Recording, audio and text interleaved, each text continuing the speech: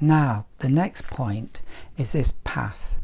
Now we want a slab path, and this slab path, you can't see it, but it's actually very complicated, and I'm just going to show you a simple one.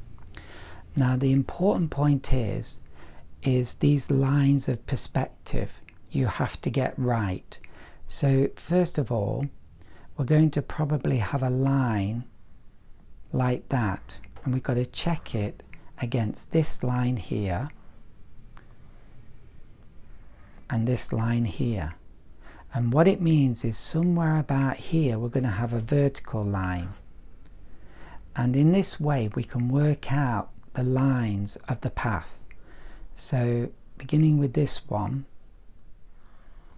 we're going to have a few lines like this. So I did it all, and look, that's not working, so I would actually change that line there. So some of the lines will be wrong, but as long as it's roughly correct, it will work. Nobody will know. So now these lines, they have to become more and more vertical. So each one, it's slightly more and more vertical. Now I did all of this just with a brush, but it's probably good for you to use a pencil at first, and you'll probably feel more comfortable doing it that way. But once you have done that, then you can get one of these kneadable erasers and just make the lines a bit softer if you like.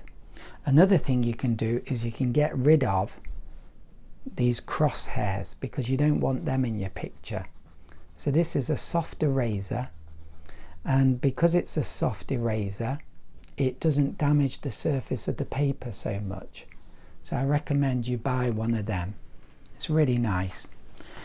And what we do then is we get our liner brush, and we just follow these lines like this. Now you don't have to do big sweeping strokes like this. If you don't feel so confident, you can do dashes. A dash, a dash, a dash. Because if you go slightly wrong, then you can change course with the next dash and recorrect it. Another point is, have some tissue, because if you make a real balls up, like woo, quick, you can get rid of most of it.